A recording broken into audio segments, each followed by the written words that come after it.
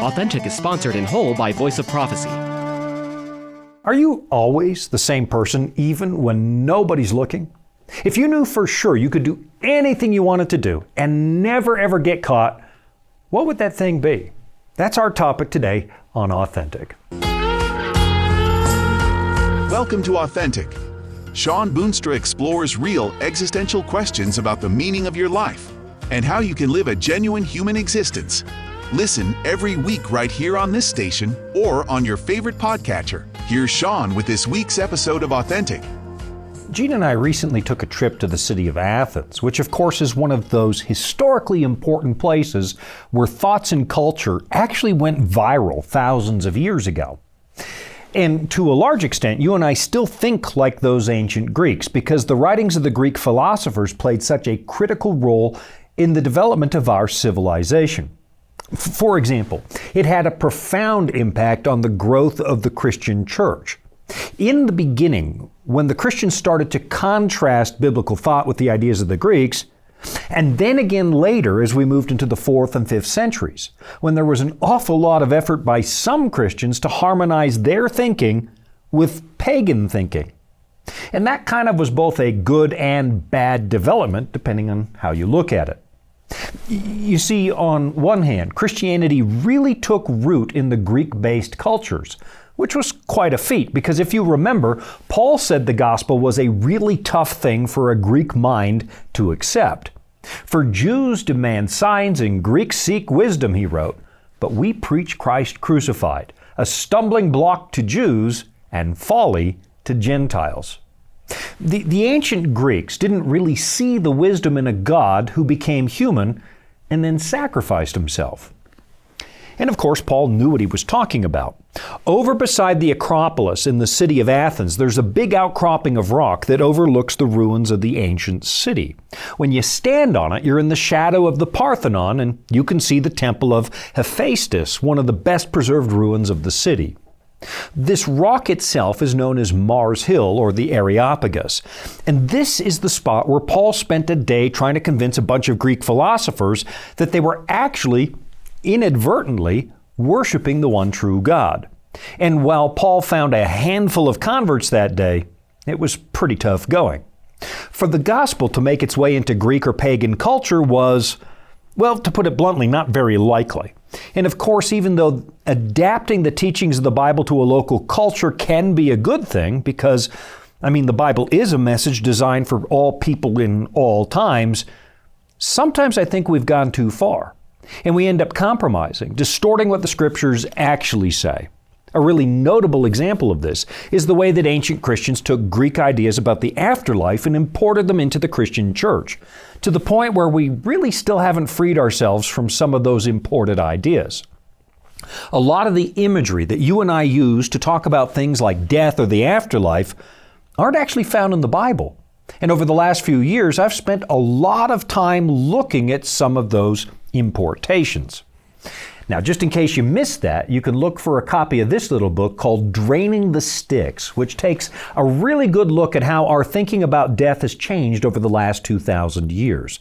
You can find this book by going to VOP.com and just clicking on the store link. But for today, I want to move on to another story that comes from the city of Athens because it raises some really good questions about what it means to live a good and moral life. And I think it's really important that we do this because we've come to a point where people are questioning whether or not there really is a right or a wrong way to live. We seem to have adopted this idea that there is no such thing as objective morality. But I've noticed that when you actually press somebody to explain that thinking starts to fall apart. There are things that pretty much everybody still considers to be universally wrong. Even today's college undergrads who say there is no objective morality still somehow howl in protest when it comes to wrong behavior like racism or sexism. We all seem to know those things are objectively wrong. Which brings me to the Greek story I want to look at today. Most of you were probably forced to read Plato's Republic in school, and I still have the copy I was required to buy as a first-year philosophy student. Now, personally, I tend to favor Aristotle over Plato, but I'm still glad I was forced to read this because this book played such an important part in the development of our culture. At the beginning of Book 2, we find this guy named Glaucon who tells the story of Gyges the shepherd, a man who wandered into a cave that suddenly appeared after an earthquake. And in the cave, he discovered the corpse of an ancient giant wearing a ring. He figured that the dead giant no longer needed the ring because, after all, he's dead, so Gyges took it. Then later on, at his monthly shepherd's meeting, he was playing with the ring, twisting it this way and that, until it suddenly made him invisible. Now, this was in the day before DNA testing or fingerprinting, so Mr. Gyges realized that he could now do really bad things and probably get away with it. So what did he do? He made his way to the palace where he had an affair with the queen and murdered the king. And of course, it's just a story. It's an ancient thought experiment. It didn't actually happen because you and I both know there's no such thing as a ring of invisibility. But it does raise some really important questions. For example, what would you do if you knew for sure that nobody would ever know? Nobody's ever going to see you, nobody's ever going to know you did it, and you would be completely invisible.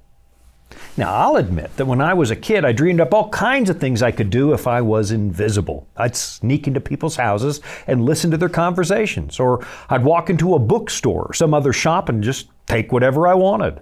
I could walk into the Oval Office and sit on the couch and listen to the president's conversations with foreign heads of state. I could go places where kids were forbidden and nobody would ever know. Now, of course, I'm not really condoning any of this. I'm just being honest and telling you that those thoughts crossed my mind when I was little. Truth be told, I was about 8 years old, and I learned about such things from reading Lord of the Rings, where Mr. Tolkien described the downfall of a hobbit named Smeagol, who murdered someone to obtain a ring of invisibility. But owning it actually turned him into such a hideous creature that he had to go live in isolation.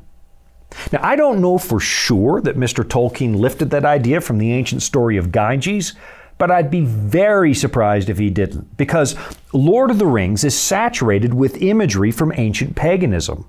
It's more Celtic and Teutonic than it is Greek, but I still have little doubt that we can thank Plato for giving Tolkien the idea about that ring. And of course, it would be good to know what the point of this Gyges story really is. Plato didn't include it in his work just to amuse his audience with an ancient fairy tale. He was making a really important point. As Glaucon finished the story of the invisible shepherd, he suggested that everybody would behave exactly the same as Gyges if they had a ring that made them invisible. Give an unjust man a ring like that, and he'll do horrible things, just like you'd expect. But give a just man that same ring, he argued, and you get the same result. He's going to stop being just and start doing bad things. And in so doing, he argued, one would act no differently from the other, but both would go the same way. And yet someone could say that this is a great proof that no one is willingly just, but only when compelled to be so. In other words, he's saying that human beings are only good if we're forced to be good. I'll be right back after this. Hey, Shawn Boonstra here. Did you know you can watch Authentic every week? Yep. Just search for Authentic with Shawn Boonstra on YouTube. It's that easy. Catch new episodes every week during our regular seasons and watch for free. And while you're at it, would you tell one or two people about the show? Thanks for your support. This is Authentic with Shawn Boonstra and the Voice of Prophecy. Right before the break, we were discussing the story of Gyges, this humble shepherd who discovered an invisibility ring. And he used it to do things he'd never do if somebody was actually watching. Plato included that story in the Republic as a way of exploring the nature of justice and morality. The argument that one of his characters makes is that you and I only behave in a just and moral fashion if we're forced to. And of course, that does raise a really big question. Is morality really just a matter of coercion? I mean, if you look at the way we've structured our society, you'd almost have to think that Glaucon had a point. I mean, we've got laws for absolutely everything, and they're designed to keep people from harming or taking advantage of others. And if human beings were naturally good, Why would we need so many laws? Why would we need harsh penalties to prevent crimes like theft or murder? Why do we have to keep going back to the drawing board every time somebody finds a new loophole in our laws? And why do people try so hard to find those loopholes in the first place? I mean, let's take the example of a computer hacker. In the early days of personal computing, it really wasn't that hard to cause problems. I remember when I was a high school student, there was this piece of software called Locksmith, which allowed you to make copies of protected software. That in itself is an illustration of what I'm getting at. It was illegal to steal software, and somebody went to great lengths to circumvent those protections. But then a friend and I took it one step further. We made a phony copy of Locksmith that looked like it was making a copy of some software. But in reality, it was quietly destroying all the data on every drive in your entire system. Now, of course, at 14 years of age, we figured that was really funny. And we also figured it was just desserts for anybody out there trying to break the law. In reality, we were just being teenage jerks, laughing as we imagined the faces of the people who suddenly realized they'd just lost everything. But here's the real point. Back in the beginning of personal computing, somebody like me could cause trouble because home computers were really pretty simple. Move forward 40 years, though, and it becomes a lot more sophisticated. Why? Well, it's because of the sheer determination of evildoers. Every time we find a way to make our computers more secure, there's always somebody out there who finds a workaround. And every time you figure out how to keep your identity safe, someone's going to find a new way to steal it. But those are evil people, right? And you would never do it. Except that, remember, Plato argued that everybody would do these things if they could, if there were no constraints. Invisibility allows you to break the law and get away with it. And it also allows you to circumvent social pressure. If nobody knows you're doing something wrong, then they can't use shame to make you feel uncomfortable. Now, all of this raises a really important question. And that question is this: who are you? I mean, really? Are you exactly the same person when nobody's looking? Or is your public persona different from your private one because of social pressure? What would you do if you couldn't be caught? Or what would you do if you possessed so much power that nobody could stop you? Tragically, we don't have to look all that far to actually find those kinds of people. I mean, take the case of authoritarians and dictators. They start out by lying, telling people they want to improve life for everybody. And as long as they need people to stay in power, they keep making those kinds of promises, and they might even keep some of them. But if they get to the place where their power is completely secure, you're likely going to see their behavior suddenly change. It just seems there's this essential flaw in our human character that takes over as soon as legal and social constraints disappear. Sometimes these people promise to make society more equitable, hoping you'll support their rise to power. And then they succeed by making everybody equally poor and miserable, while they themselves become incredibly wealthy. High-ranking party members get a really good life. They have cars and nice houses and a great deal more freedom than the little people they govern. It's a little bit like that ring of invisibility. Once these people achieve enough power to shield themselves from consequences, well, they can do whatever they want, at least until the uprising happens. This is the reason the founders of this nation had to create so many checks and balances. It's because they knew the truth about our fallen human nature. They knew how the human heart works. But in spite of that, you'll notice that when somebody's out on the campaign trail, they're usually making an awful lot of promises. Yet once they achieve enough power to feel secure in their post, everything seems to change. It's no longer about you. And honestly, that's not a comment on any particular political party or government. It's just the way it usually goes. Now again, I'm not a fan of Plato, but he does raise some very important questions. We might publicly protest that we would always do the right thing, even if we knew we wouldn't get caught. But do you really believe that? I mean, you might not start with murdering your enemies. The beginning might be a little more innocuous. Let's say it's something really small. You pull up to an automated toll booth on the highway, one of those older ones with the coin basket, and you don't quite have enough coins to pay the toll. But the barricade's open. somehow, and you know nobody's ever going to catch you. I mean, ever. And maybe you even tell yourself you'll mail the money in the moment you get home. But of course, doing that requires a lot of effort, and it just seems really easy to forget. How sure are you that you would never cheat? And I mean absolutely never. The problem is that our unaided human judgment is radically flawed. There is a way that seems right to a man, the Bible says, but its end is the way of death. Even when you think you know the right thing to do, your perception is tainted by your selfish orientation. You see, in the Scriptures, sin is not just a list of forbidden activities. It's actually a fundamental flaw in your human makeup. All of us are somewhat morally colorblind. Our selfish disposition keeps us from truly understanding just how awful sin really is. Of course, we don't have a lot of trouble spotting sin in other people, though, do we? In fact, we often hyperbolize how wrong somebody else is. But at the same time, we have this tendency to downplay our own transgressions. When somebody else does something, wow, that's horrible. But when we do it, well, there always seems to be a reason you had to do it. So I guess in some ways, that means that you and I are already wearing an invisibility ring. It's not actually hiding you from other people, it's hiding you from yourself.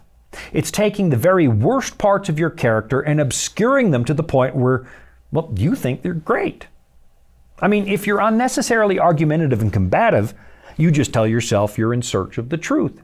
If you're rude to people without justification, you convince yourself that you're doing them a favor or teaching them a lesson. If you cheat on your taxes, you tell yourself, well, that's okay because the government was already stealing from me. I think you get the point. Now, it's just about time for another break, so let me tell you what we're going to do. I'm going to show you a remarkable passage from the Bible that vividly describes why we're so attracted to the wrong things and gives us a really good reason to behave in a moral way, even when nobody's looking.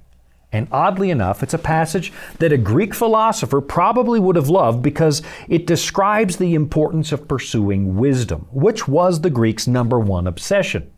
But I don't have time to kick that ball down the field right now, so I'm going to take a really quick break. And that means I'll have a few seconds where you can't see me and I can do whatever I want. I'll be right back after this. Here at the Voice of Prophecy, we're committed to creating top-quality programming for the whole family, like our audio adventure series, Discovery Mountain. Discovery Mountain is a Bible-based program for kids of all ages. Your whole family will enjoy the faith-building stories from this small mountain summer camp and town. With 24 seasonal episodes every year and fresh content every week, there's always a new adventure just on the horizon. Check it out today at discoverymountain.com. This is Authentic with Shawn Boonstra and the Voice of Prophecy. The first thing I do every day early in the morning is to slip into my little study by our bedroom and spend some time reading my Bible. And recently I was working my way through the book of Proverbs, which has some passages that would have really resonated with the Greeks. You see, the Greeks personified the concept of wisdom as Sophia, which is how philosophy actually got its name. It's philo, or love, combined with Sophia, which is wisdom or knowledge. Philosophy is literally the love of wisdom. And the book of Proverbs kind of uses some of the same imagery to teach us about God's wisdom. The Bible describes wisdom as a woman who calls to us, invites us. But then it tells us we have another suitor, a seductress who wants to indulge in selfish desires instead. So, in Proverbs chapter 5, we find some advice that on the surface appears to be about marriage. And it's really good advice. It's telling us to be faithful to our spouses, but then warns us of the terrible consequences that follow infidelity. On the surface, it seems to be talking about sexual purity, but at the same time, it's telling us to be faithful to the wisdom of God. Let's just read a little bit of this, starting at the top of Proverbs chapter 5, where it says, "My son, be attentive to my wisdom. Incline your ear to my understanding, that you may keep discretion, and your lips may guard knowledge." So, let's think about the fact that this wise king is being so very careful to tell his son to be wise. And if the world wasn't a morally dangerous place, think about this, he wouldn't have to give that advice. But the king knows the same thing Jesus taught. The narrow road to the kingdom is much more difficult than the wide and easy road that leads to death. He continues with a vivid description of just how attractive bad thinking can seem. He says, "For the lips of a forbidden woman drip honey, and her speech is smoother than oil. But in the end she is bitter as wormwood, sharp as a two-edged sword. Her feet go down to death. Her steps follow the path to Sheol. She does not ponder the path of life. Her ways wander, and she does not know it." So in a way, this is kind of another invisibility ring. The wise man is telling us that the price of wicked living is much, much higher than you think it is, and someone has made the price tag invisible. The wrong decision can be very attractive because it serves our selfish impulses, but it's always going to leave a really bad taste in your mouth. Wickedness, the wise man tells us, does not ponder the path of life. You see, your life is supposed to follow a designated path. There is a reason for your existence and a goal for you to obtain in the time that you have on this planet. Godly wisdom gives you a safe path through a morally hazardous landscape, and it provides deep and lasting satisfaction because you're now living the way that humanity was designed to live. You're actually living an authentic life. But when you and I cave into our baser instincts, when we live as if we're never going to have to answer for our crimes, that actually robs our life of purpose. Wicked behavior never takes into account the path you were supposed to walk or the destination you're supposed to arrive at. It's completely blind and meaningless.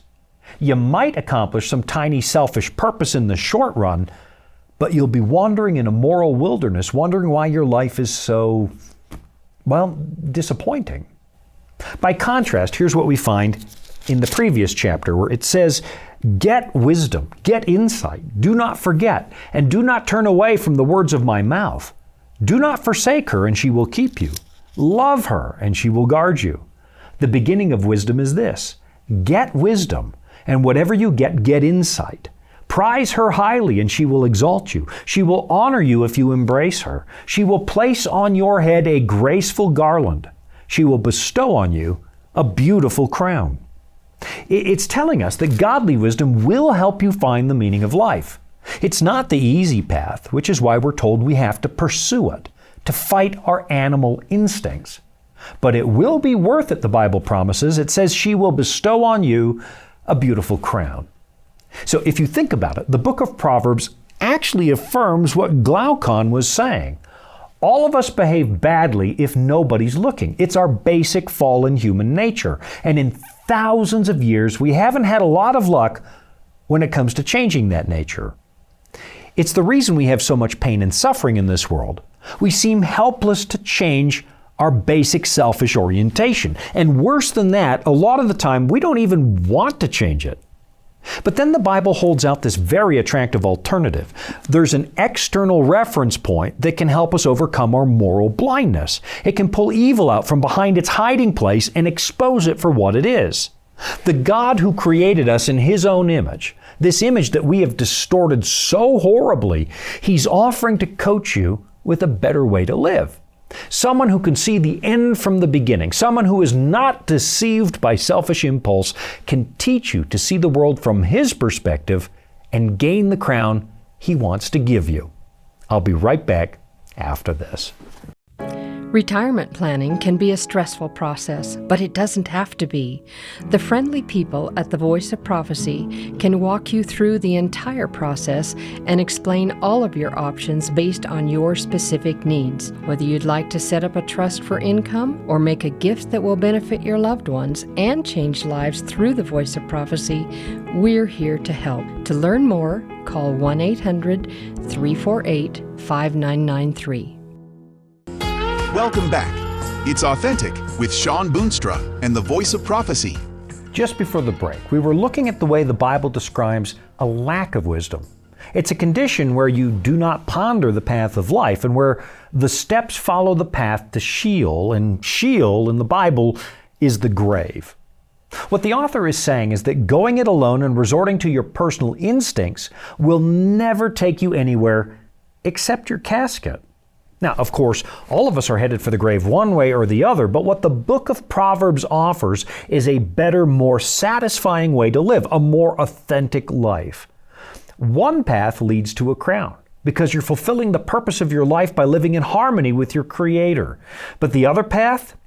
It's aimless, always seeking pleasure in a wrong-headed attempt to attach some kind of meaning to your existence.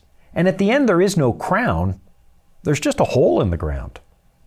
The problem we face is that our pride never seems to admit that we aren't self-sufficient. I mean, not really. We like to tell ourselves that our understanding of the world is enough.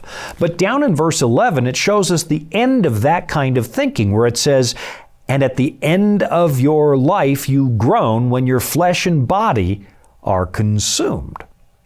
So let's imagine for a moment that you really do have the ring of Gyges and you can make yourself invisible. Nobody's ever going to know what you did. I would still submit that character matters because you were made in the image of God with a specific purpose. Live as you please, do what you want, and you're still going to wind up in a very hard place. You might never face criticism from people. You might never see the inside of a prison. But at the end of your life, you will groan, and the person you were supposed to be will be consumed by evil. Here's what it says in verse 12. "And you say, 'How I hated discipline, and my heart despised reproof. I did not listen to the voice of my teachers or incline my ear to my instructors.'" I mean, let's just admit it. None of us likes to be told how to live. And there's a reason that so many of us find this story about an invisibility ring so, compelling. It sparks our imagination. You see, at some level, we all understand that we behave in a good fashion because we're told to, and there are consequences if we don't. We don't like instruction because our hearts are driven by pride. And if we're really honest, we'll admit that we all kind of hate discipline. But the price of ignoring God's wisdom, it's a lot higher than just swallowing your pride and admitting to God that you could use a little help. He dies for lack of discipline, the writer tells us, and because of his great folly, he is led astray. So maybe let me wrap this up by saying this, and let's just be honest. Some of you avoid this book. Some of you avoid the Bible because, you hate discipline and you really despise reproof. I get it. It's not comfortable. It's not comfortable to find out that you're doing life wrong. But some of you have now lived long enough that you are starting to regret doing life your own way. You're starting to realize just how flawed your reasoning has been over the years. So let me suggest to you right now that even though it might be late in your life, it's actually not too late to open this book and find out what God would have you do with the time that you've got left. I'm Shawn Boonstra. Thanks for joining me. This has been another episode of Authentic. You've been listening to Authentic, sponsored by Voice of Prophecy. Remember, you can listen every week right here at the same time. And thank you. Authentic is funded by listeners just like you. You can support at voiceofprophecy.com. That's also where you can find all the episodes you missed, or where you can listen again. That's voiceofprophecy.com.